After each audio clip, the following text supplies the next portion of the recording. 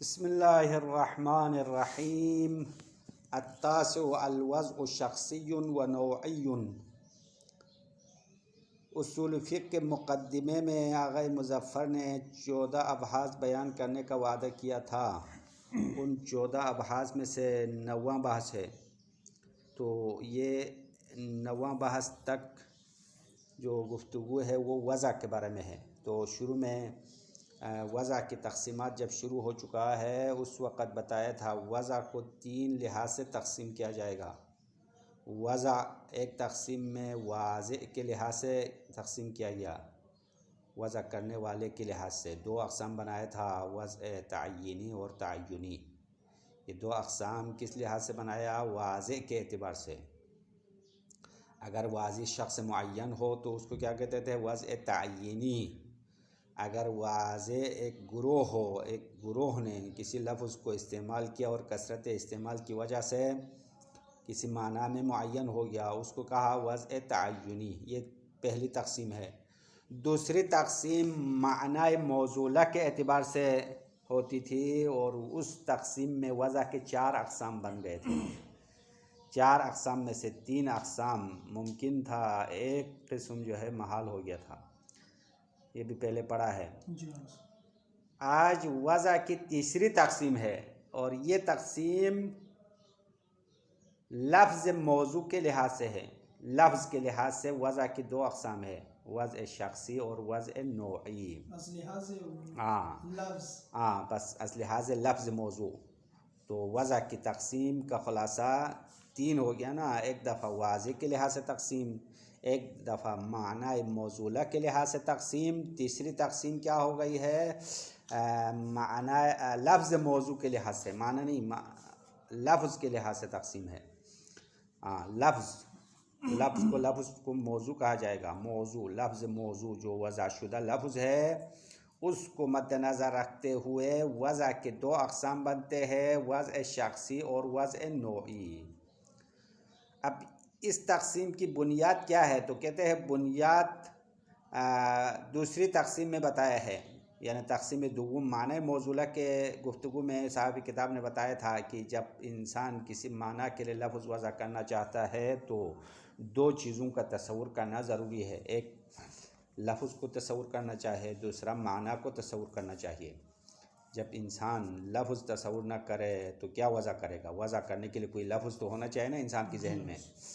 اور اسی طرح وضع کرنا، کسی معنی کے لیے وضع کرتے تو معنی بھی ذہن میں ہونا چاہیے۔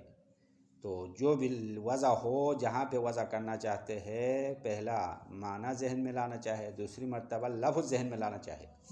پھر پہلے بحث رابع میں یہ بھی بتا دیا تھا کہ معنی تصور کرنے کے 2 طریقے ہیں، ایک تصور بنفسہ ہے، دوسرا تصور بوجہہ ہے۔ یعنی ایک دفعہ ایک معنی کو بذاتی ہی تصور کرتے ہیں، ایک دفعہ اجمالاً تصور کرتے ہیں۔ اگر بذاتی ہی تصور کرے تو کیا کہتے ہیں؟ اس کو تصور بنفسی کہتے تھے۔ اگر کسی معنی کو اجمالاً تصور کرتے ہیں تو اس کو تصور بوجہہ یا بعنوانہ کہلاتے تھے۔ تو جس طرح معنی کے تصور کرنے کے 2 طریقے ہیں، اسی طرح لفظ کو تصور کرنے کے بھی 2 طریقے ہیں۔ ایک دفعہ آپ ایک خاص لفظ کو بذاتی ہی تصور کرتے ہیں تو وہ تصور بنفسہ ہی ہوگا۔ ایک دفعہ آپ کسی لفظ کو تصور بوجہہ اور بعنوانہ کرتے ہیں تو اس کو تصور اجمالی کہلائیں گے۔ تو لفظ تصور کرنے کے 2 طریقے، اور جس طرح معنی تصور کرنے کے 2 طریقے ہیں۔ اب اس بحث کی بنیاد پر اگر کسی واضع نے ایک خاص لفظ کو تصور بنفسہ کیا اور اس لفظ کو کسی معنی کے لیے وضع کیا تو اس وضع کا نام وضع شخصی ہے۔ وضع شخصی، خاص لفظ کو بنفسہ ہی تصور کیا اور ایک خاص معنی کے لیے وضع کیا، اور اکثر الفاظ میں وضع شخصی کی شکل میں ہے۔ جتنے بھی الفاظ جوامد ہے، جامد الفاظ ہے، ان تمام الفاظ کا وضع شخصی ہے۔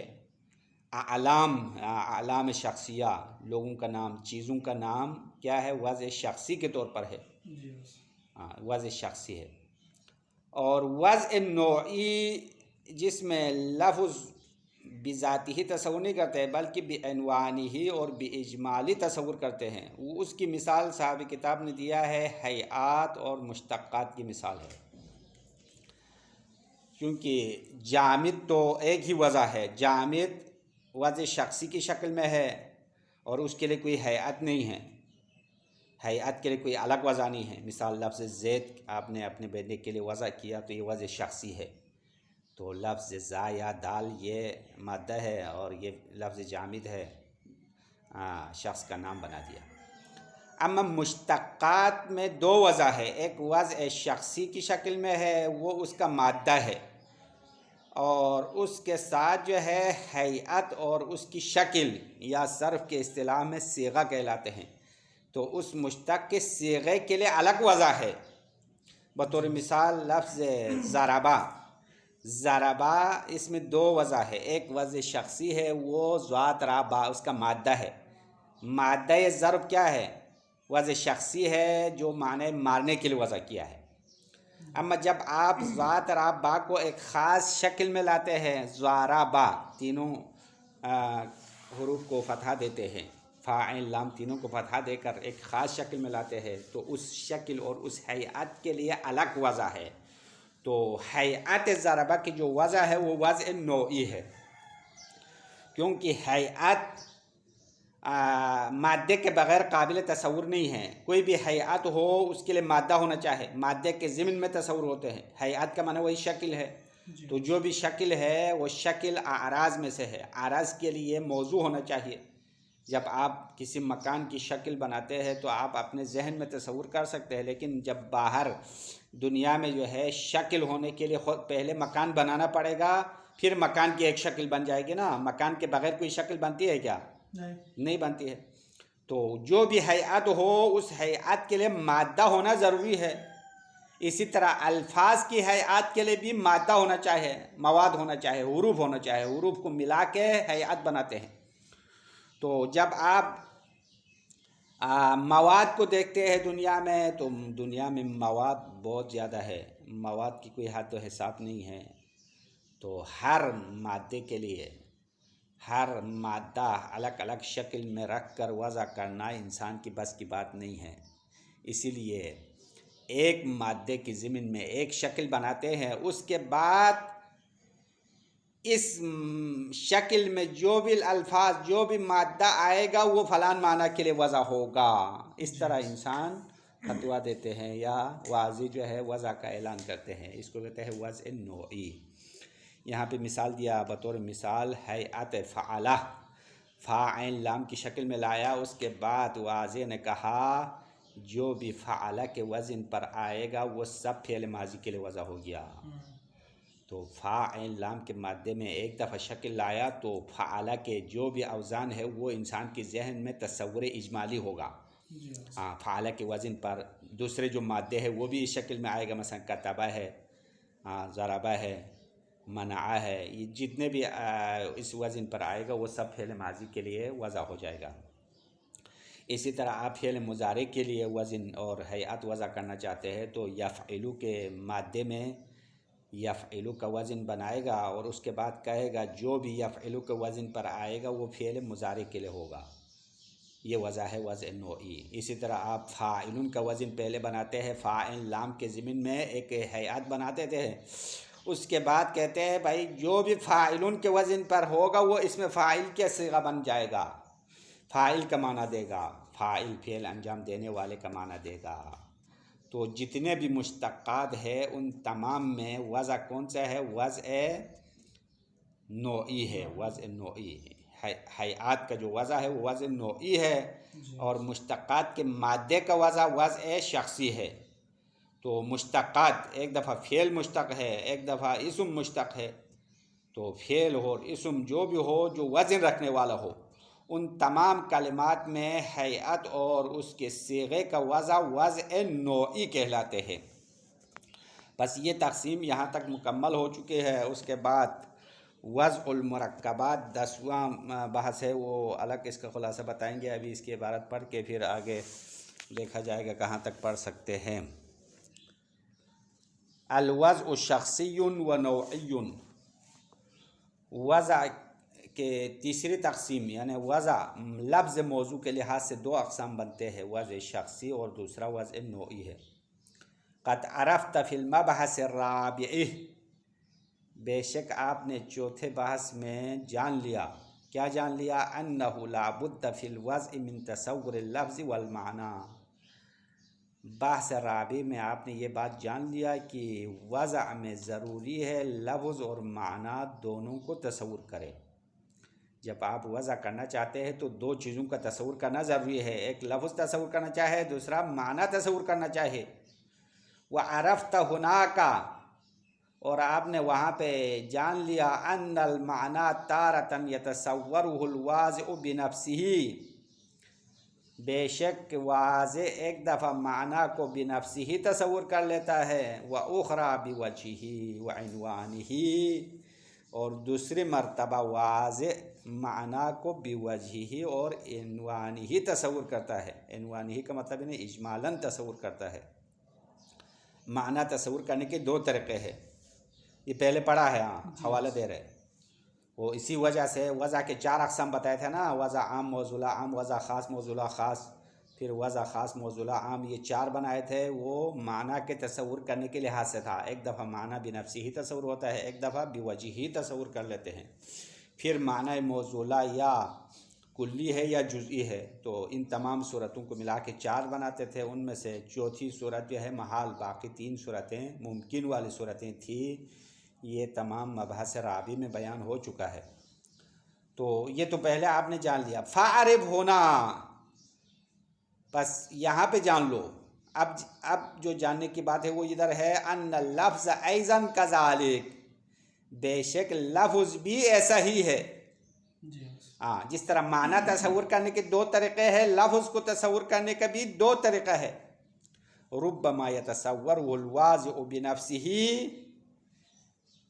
کبھی کبھار، ربما تقلیل اور تکسیر دونوں کے لیے آتا ہے نا، کبھی یہاں کبھی کا معنی ہے تقلیل کا معنی، کبھی واضح لفظ کو بنفسہ ہی تصور کر لیتا ہے، وَيَضَعُهُ لِلْمَعْنَى، اور اس لفظ خاص کو کسی معنی کے لیے وضع کر لیتا ہے۔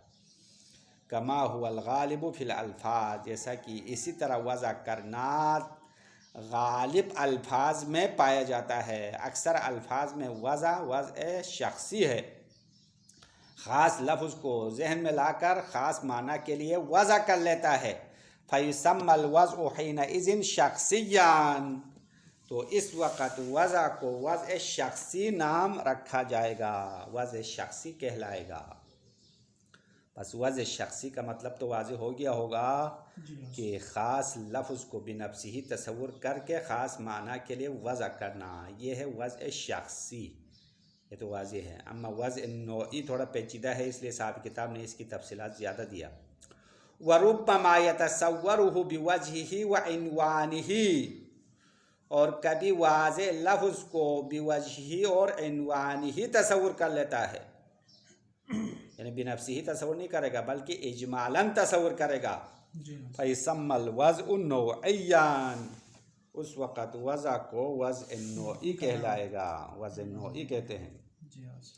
وَمِثَالُ الْوَضْعِ النَّوْعِي الْحَيْئَاتُ، وضع نوعی کی مثال حیعتیں ہے، مشتقات کی جو شکل ہے وہ وضع نوعی ہے۔ فَإِنَّ الْحَيْئَةَ غَيْرُ قَابِلَةٍ لِلتَّصَوُّرِ بِنَفْسِهَا، بے شک حیعت اور صیغہ، صرف کے اصطلاح میں صیغہ کہلاتے ہیں، حیعت اور صیغہ بذات خود قابل تصور نہیں ہے، مادے کے بغیر آپ حیعت کو ذہن میں نہیں لا سکتے ہیں، بل انما یصح تصورها فی مادۃ من مواد اللفظ، بلکہ بے شک حیعت تصور ہوگا لفظ کے مواد میں سے کسی مادے کی شکل میں، مادے میں حروف میں سے چند حروف کو ملا کے شکل بناتے ہیں، ورنہ حروف کے بغیر آپ الگ سے شکل تو نہیں بنا سکتے ہیں، واضح ہے نا مطلب؟ بل انما یصح تصورها، بے شک حیعت تصور کرنا صحیح ہوتا ہے، فی مادۃ من مواد اللفظ، لفظ کے مادوں میں سے کسی مادے میں، کہیئت کلمۃ ضربہ مثلا، وہی حیعت الفعل الماضی، جیسا کہ کلمہ ضربہ کی جو شکل ہے بطور مثال وہی ہیئت الفعل الماضی، ضربہ فعل ماضی کی شکل ہے یا فعل ماضی کا صیغہ ہے، تو آپ ذات رابعہ کے بغیر ضربہ کی شکل کیسے تصور کریں گے؟ تصور نہیں کر سکتے ہیں۔ فَإِنَّ تَصَوُّرَهَا لَا بُدَّ أَن يَكُونَ فِي ضِمْنِ الضَّادِّ وَالرَّاءِ وَالْبَاءِ، بے شک ہیئت فعل ماضی کا تصور کرنا ذات اور را اور با کے ضمن میں ہونا ضروری ہے، ذات اور را با کے ضمن میں ہونا چاہیے، ورنہ ذات اور را با کو چھوڑ کر آپ الگ سے ضربہ کی شکل ذہن میں نہیں لا سکتے ہیں۔ او فی ضمن الفاء والعین واللام فی فعلہ، یا فعلہ کا جب آپ وزن بناتے ہیں تو فا اور عین لام کے ضمن میں تصور کرنا پڑے گا، تو الگ سے تو فعلہ اور ضربہ کی شکل انسان تصور ہی نہیں کر سکتے ہیں۔ وَلَمَّا كَانَتِ الْمَوَادُ غَيْرَ مَحْصُورَةٍ، جب مواد غیر محصور ہے، مادہ اور حروف تو لاتعداد ہے جس کی حساب نہیں کر سکتے ہیں، مثلا فعل ماضی کے کروڑوں صیغے ہیں، ضربہ ہے، کتبہ ہے، علمہ ہے، سمعہ ہے، ہر فعل کے لیے الگ الگ مادہ ہے نا، مثلا سننے کے لیے سمعہ بولتے ہیں، جاننے کے لیے علمہ بولتے ہیں، لکھنے کے لیے کتبہ بولتے ہیں، تو یہ کاف تا با یہ ایک مادہ ہے، اس کی شکل میں فعلہ کی شکل آئے گی۔ اسی طرح سمعہ سین میم عین، تو اس طرح جب آپ مواد کو دیکھیں گے تو مواد تو لاتعداد ہے۔ وَلَا يُمْكِنُ تَصَوُّرُ جَمِيعَهَا، اور ان تمام مواد کو اکٹھا ذہن میں لانا ممکن ہی نہیں ہے، تو کیا کرے؟ واضح وضع کرتے وقت حیران رہ جائے گا، بھائی اگر ہم فعل ماضی کا وضع کرنا چاہے تو صبح سے شام تک ایک ایک مادہ کو ایک شکل بنا کے وضع کرتے رہیں گے، کوئی اور کام نہیں کرے گا، یہ ہوگا نا۔ اگر انسان زندگی بھر فعل ماضی وضع کرتا رہے تو بھی ختم نہیں ہوگا، تو یہ مشکل مرحلہ ہے، تمام مادوں کو تصور کرنا ممکن نہیں ہے۔ اسی لیے وضع نوعی ایک آسان راہ حل ہے۔ وضع نوعی یہ ہے کہ ایک مادہ کو آپ انتخاب کرو، پھر اس مادے کے اندر صیغہ بناؤ، پھر کہو کہ جو بھی مادہ اس وزن پر آئے گا وہ فعل ماضی کے لیے ہو جائے گا، یہ اعلان کرو، بس ہو گیا فعل ماضی کا وضع۔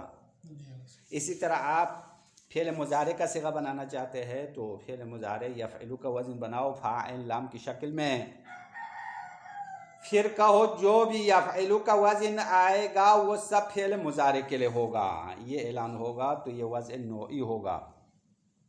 اب جو بھی یفعلو کے وزن پر آنے والے جو مواد ہے، مثلا یفعلو، یضربو، یکرمو یا یسمعو، یہ سارے جو ہے تصور ہوگا، تصور اجمالی ہوگا، تصور تفصیلی تو نہیں ہو سکتا ہے۔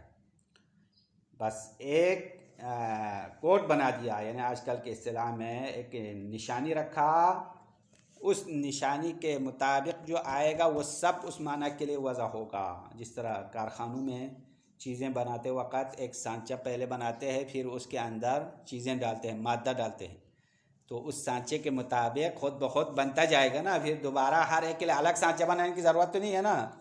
ہاں، آپ جوتا بناتے ہیں تو جوتے کے الگ الگ سانچے بنے ہوتے ہیں، تو اس کے اندر جو ہے وہ چیز پلاسٹک ہو جو بھی ہو ڈال دیتے ہیں تو وہ خود بخود بن کے نکل جائے گا۔ اسی طرح فعل ماضی ہو، فعل مضارع ہو، امر کا صیغہ ہو، اسم فاعل کا صیغہ ہو، اسم مفعول کا صیغہ ہو، اس کا ایک وزن بنا کے تمام جو بھی مادہ اس وزن پر آئے گا وہ فعل ماضی کے لیے ہوگا، فعل مضارع کے لیے ہوگا، فلان فعل اسم فاعل کے لیے ہوگا، اسم مفعول کے لیے ہوگا۔ یہ ہے وضع نوعی کی طریقہ۔ اچھا، کہاں تک پہنچ گیا عبارت؟ فلا بد من الاشارۃ، ولا يمكن تصور جميعها، ان تمام مواد کو تصور کرنا ممکن نہیں ہے۔ فلا بد من الاشارۃ الى افرادها، تو ضروری ہے ان مواد کے افراد کی طرف اشارہ کرے بعنوان عام، ایک عنوان کلی کے ذریعے سے۔ فیضع کل ہیئۃ تکون علی زنۃ فعل مثلا او علی زنۃ فاعل او غیرہما، پھر واضح وضع کرے گا ہر ہیئت کو تکون علی زنۃ فعل، جو فعل کے وزن پر ہوگا، بطور مثال، او زنت فاعلین یا فاعل کے وزن پر ہوگا، او غیرہما یا فعلہ اور فاعل کے علاوہ جو اوزان ہے، مثلا مفعولون کا وزن ہے، افعل تفضیل کا وزن ہے، ہاں اس میں آلت کا وزن ہے، صرف میں سارے اوزان بتا دیا نا، تو یہ تمام اوزان وضع کرے گا۔ وَيَتَوَسَّلُ إِلَى تَصَوُّرِ ذَلِكَ الْعَامِ بِوُجُودِ الْهَيْئَةِ فِي إِحْدَى الْمَوَادِ، اور اس کلی کے تصور تک پہنچ جائے گا بوجود الہیئت فی احد المواد، ان مادوں میں سے کسی ایک مادے میں ہیئت کی وجود کی وجہ سے، وجود کے ذریعے سے، ان مادوں میں سے کسی ایک مادے میں ہیئت کی وجود کی وجہ سے وہ تصور عام تک انسان پہنچ جائے گا۔ کمادۃ فعلہ التی جرت الاصطلاحات علیہا عند علماء العربیہ، جس طرح مادہ فعلہ ہے، فاعل لام کا مادہ ہے، جس پر اصطلاح جاری ہو چکا ہے عند علماء العربیہ، علماء عرب کے پاس، یا علماء ادبیات، علم گرامر، صرف نحو والوں نے فعلہ کو معیار بنا دیا ہے۔ اسی لیے صرف میں آپ کو بتایا نا، فاعل لام، فاء الفعل، عین الفعل، لام الفعل کہتے نہیں کہتے صرف میں، تو فاعل لام ایک مادہ ہے، ایک مادہ، تو اس کی شکل میں وزن بنائے گا، اس کے بعد کہے گا جو بھی فعلہ کے وزن پر آئے گا ماضی کے لیے وضع ہو گیا، اور جو بھی یفعلو کے وزن پر آئے گا مضارع کے لیے وضع ہو گیا، جو بھی فاعلون کے وزن پر آئے گا وہ اسم فاعل کے لیے وضع ہو گیا، جو بھی مفعولون کا صیغہ بنے گا وہ اسم مفعول کے لیے وضع ہوگا، جو بھی افعلو کا وزن ہوگا اسم تفضیل کے لیے ہوگا، اس طرح مفعالون کا وزن اسم آلت کے لیے ہوگا، اس طرح ہر یعنی صیغے کے لیے ایک مادہ استعمال کیا ہے، وہ مادہ فعلہ ہے، فعلہ یفعلو، فاعلون، مفعولون۔ وضع نوعی اس طرح ہوگا۔ یہ ختم ہو گیا مقدمے کا 9واں بحث۔ اس کے بعد مقدمے کا 10واں بحث ہے وضع المرکبات۔ مرکبات کی وضع کے بارے میں 10ویں بحث میں صاحب کتاب فرماتے ہیں کہ جس طرح مفردات وضع کرتے ہیں اسی طرح مرکبات بھی وضع ہوتا ہے۔ تو مرکب بھی مختلف اقسام ہے، مرکب ناقص ہے، مرکب تام ہے، اور مرکب تام بھی 2 قسم ہے، مرکب تام میں خبری ہے، انشائی ہے۔ تو ہر مرکبات کے الگ الگ معنی پائے جاتے ہیں۔ ہاں مثلا آپ مرکب تام میں خبری بناتے ہیں تو جملہ خبریہ بنائے گا۔ جملہ خبریہ خود 2 قسم ہے، جملہ اسمیہ ہے، فعلیہ ہے۔ تو جملہ اسمیہ کی اپنا جو ہے الگ معنی ملے گا، ثبوت شیء لشیء کا معنی دے گا، اور جملہ فعلیہ کا الگ معنی ہوگا، استمرار اور تجدد کا معنی پایا جائے گا۔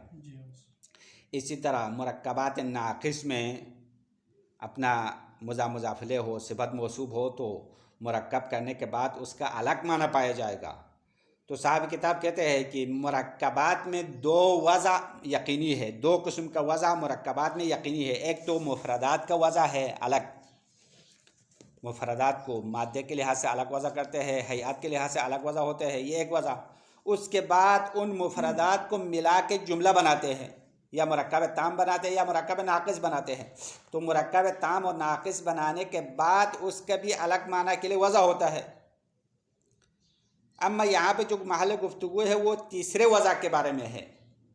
تیسرے وضع کے بارے میں اختلاف ہے، وہ یہ ہے کہ بعض علماء نے یہ کہا کہ مرکبات کے الفاظ کو الگ وضع کرنا پڑے گا ایک، پھر مفردات کو ملا کے مرکب بنا کے وضع کرنا پڑے گا 2، اس کے بعد تیسری مرتبہ مفرد اور مرکب دونوں سب ملا کے ایک اور وضع کرنا پڑے گا، تیسرا وضع۔ صاحب کتاب کا کہنا ہے تیسرے وضع کی ضرورت نہیں ہے، تیسرے وضع کی اصلاً ضرورت نہیں ہے، بیہودہ ہے، لغو ہے، فضول ہے۔ جب ہمارا مقصد جو ہے 2 وضع سے پورا ہوتا ہے، ایک تو مفردات وضع کرتے ہیں تو معنی مفردات سمجھ میں آئے گا، جب مفردات کو ملا کے مرکب شکل میں ایک معنی کے لیے وضع کیا تو معنی مرکب سمجھ میں آئے گا، پھر مفرد اور مرکب دونوں ملا کے ایک تیسرے وضع کرنے کا کیا فائدہ ہو گیا؟ اس کو وضع کا کوئی مقصد ہے کیا؟ کوئی مقصد نہیں ہے، فضول ہے، لغو ہے۔ صاحب کتاب آخر میں کہہ رہا ہے کہ جنہوں نے کہا مرکبات کے لیے تیسرا وضع ہے، شاید ان کا مقصد وہی وضع دوم ہو، دوسرا وضع ہو جس میں مفردات کو وضع کرنے کے علاوہ مرکب وضع کرنا چاہیے، ان کا مقصد وضع دوم مراد ہو تو ہمارا اور ان کے درمیان کوئی اختلاف نہیں ہوگا بلکہ نزاع لفظی ہوگا. یعنی ان کا مقصد، ہمارا مقصد تو ایک ہے، اما ایک دوسرے کے مقصد کو سمجھے بغیر آپس میں لڑ پڑے ہیں، اس کو کہتے ہیں نزاع لفظی. نزاع لفظی یعنی دو افراد آپس میں خواہ بحث کرتے ہیں ایک دوسرے کی بات کو سمجھے بغیر، اس کو نزاع لفظی کہتے ہیں نا. جیسے کہ اس کی واضح مثال کہتے ہیں کہ تین افراد، ایک انگریز تھا، ایک یعنی عرب والا، ایک اردو والا، تین بندے تھے اور تینوں دوست ہو گئے. ایک جگہ پر انہوں نے انگور مانگا تو عرب والا نے کہا عنب کھاتا ہوں، تو پاکستانی نے کہا نہیں عنب نہیں کھاتا ہوں، میں انگور کھاتا ہوں. تو وہ انگریز نے کہا نہیں عنب انگور نہیں کھاتا ہوں، بس وہ کیا انگلش میں کیا کہتے ہیں، گریپس کہتے ہیں نا، گریپ. انگور کے لیے جو لفظ ہے وہ بولا. تو تینوں کا مقصد تو ایک تھا نا، انگور کھانا، لیکن ایک دوسرے کا مطلب تو زبان سمجھ میں نہیں آتا تھا، اسی لیے تینوں آپس میں خوب لڑا. آخر میں ایک جا کے لایا تو کہا بھائی میں بھی یہی چاہتا تھا، میں بھی یہی چاہتا تھا، تینوں نے کہا. تو یہ نزاع لفظی کہلاتے ہیں. نزاع لفظی مطلب ایک دوسرے کی بات کو نہیں سمجھتا ہے، حقیقت میں دونوں کا مطلب تو ایک ہوتا ہے، لیکن خواہ بحث کرتے ہیں. تو صاحب کتاب کہتے ہیں کہ اگر وضع سوم کہنے والوں کا مقصد وہی وضع دوم مراد ہو جس میں مفردات کے وضع کے علاوہ مرکب کے لیے الگ وضع ہونا چاہیے، یہ بات تو ہم بھی کہتے ہیں، ہمارا مقصد بھی یہی ہے.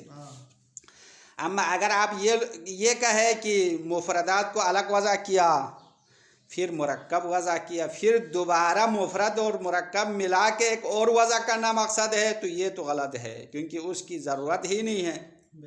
اصلاً اس وضع کی ضرورت نہیں ہے، کیونکہ وضع کرنے کا اصل مقصد کسی مطلب کو مخاطب تک پہنچانا ہے. تو مخاطب تک تو مفردات کا وضع سے مفردات کا معنی تو سمجھ میں آ گیا، پھر مفرد کو ملا کے مرکب بنا دیا تو مرکب کا معنی پہنچا دیا، پھر تیسرے وضع سے کیا پہنچائے گا، کوئی فائدہ نہیں ہے. اب اس کی مثال جو ہے یہاں پہ نہیں دیا ہے، بس واضح مثال یہ ہے، مثلا زید قائم، یہ مرکب ہے نا، جملہ ہے. مثال بھی دے دیں گے تاکہ خلاصہ جو ہے سمجھ میں آ جائے. تو زید قائم مرکب ہے، یہ مرکب تام ہے، جملہ اسمیہ ہے.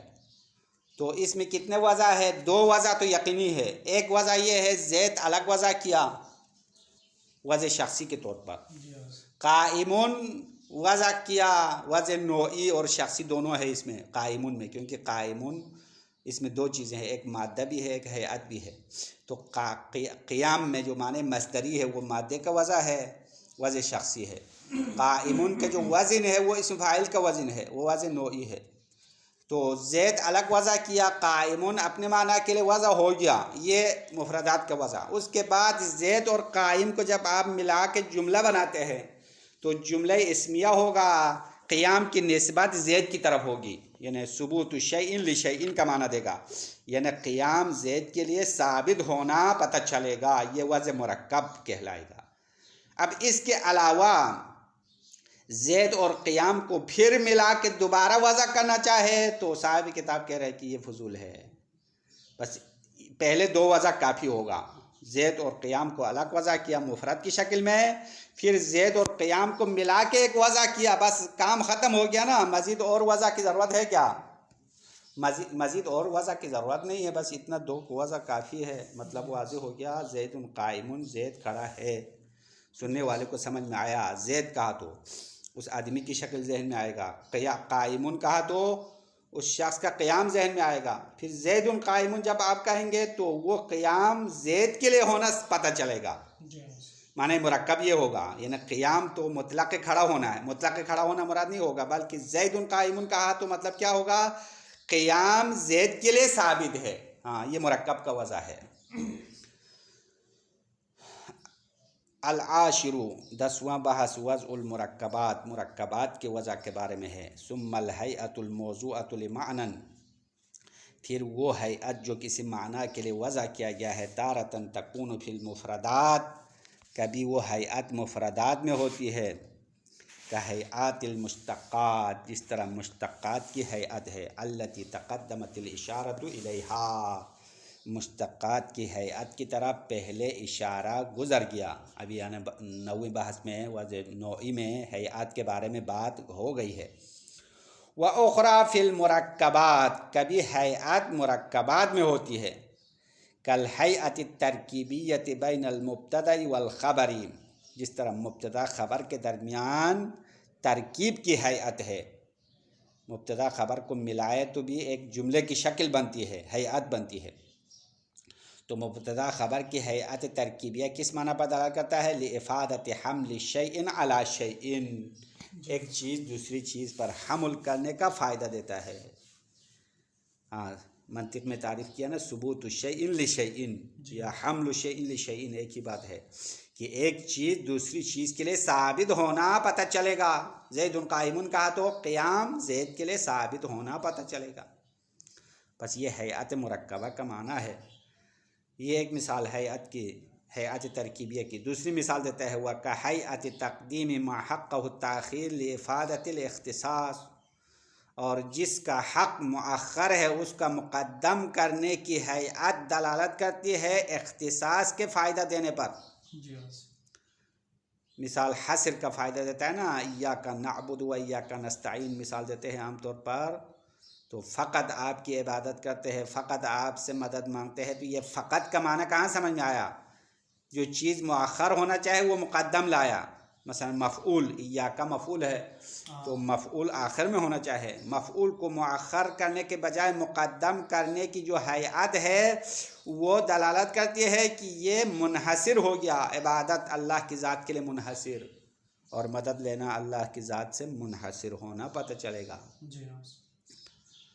وَمِنْ هُنَا تُعْرَفُ، اور یہاں سے پتہ چلتا ہے، أَنَّهُ لَا حَاجَةَ إِلَى وَضْعِ الْجُمَلِ وَالْمُرَكَّبَاتِ فِي إِفَادَةِ مَعَانِيهَا زَائِدًا عَلَى وَضْعِ الْمُفْرَدَاتِ بِالْوَضْعِ الشَّخْصِي وَالْهَيْئَاتِ بِالْوَضْعِ النَّوْعِي۔ یہاں سے یہ پتہ چلے گا کہ أَنَّهُ لَا حَاجَةَ، کوئی ضرورت نہیں ہے، إِلَى وَضْعِ الْجُمَلِ وَالْمُرَكَّبَاتِ، مرکبات اور جملوں کو وضع کرنے کی طرف محتاج نہیں ہے، فی عبادت معانیہا، اپنے معنی کے فائدہ دینے میں، زائداً علی وضع المفردات، مفردات کی وضع سے بڑھ کر، بالوضع الشخصی، مفردات کو آپ وضع شخصی سے ذریعے سے وضع کریں گے تو اس سے بڑھ کر مزید اور وضع کی ضرورت نہیں ہے۔